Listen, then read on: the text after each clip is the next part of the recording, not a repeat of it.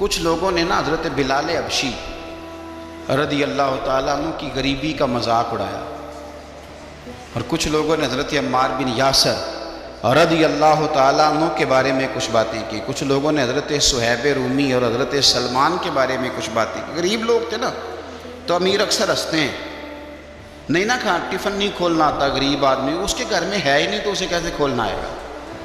مہنگا تھرمس آ گیا تو غریب بیچارے کو کہاں کھولنا آئے گا؟ تو اس کا مذاق اڑایا جاتا ہے۔ اس کو نہیں پتا کہ اس نے اوون کیسے استعمال کرنا ہے، اس کے گھر ہے ہی نہیں بیچارے کے، اسے کیا پتا ہو؟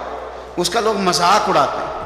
لوگوں نے حضرت سلمان فارسی کا، صہیب رومی کا، بلال حبشی کا، عمار بن یاسر کا مذاق اڑایا ان کی غریبی کی وجہ سے۔ میرے رب کریم نے فرمایا کوئی قوم کسی قوم کا مذاق نہ اڑائے۔ تمہیں کیا پتا کہ بلال کی شان کیا ہے؟ تمہیں کیا پتا کہ صہیب رومی کا درجہ کیا ہے؟ تمہیں کیا پتا کہ سلمان فارسی کا مقام کیا ہے؟ تمہیں کیا خبر ہو کہ رب رسول کی نظر میں عمار بن یاسر کے درجے کتنے بلند؟ میرے بھائی، مذاق کرتے ہیں لوگ اور مذاق اڑاتے ہیں، اور کسی کی غریبی اور کسی کا رنگ کالا اور کسی کی ناک چپٹی اور کوئی بیچارہ بولتا ٹھیک نہیں، اور کوئی آدمی جو ہے وہ اس کو گفتگو کا صحیح سلیقہ نہیں آتا تو ہم اس کا مذاق بنا لیتے ہیں، اس کو تکلیف دیتے ہیں۔ مجھے بتائیے، اگر کسی کا ناک لمبا ہے تو بنایا کس نے؟ اور کسی کا چپٹی ناک ہے تو کس نے بنائی؟ اللہ نے۔ تو اگر کسی کے ہونٹ موٹے ہیں تو کس نے بنائے؟ اللہ نے۔ تو مذاق آپ کس بات کا بنا رہے ہیں؟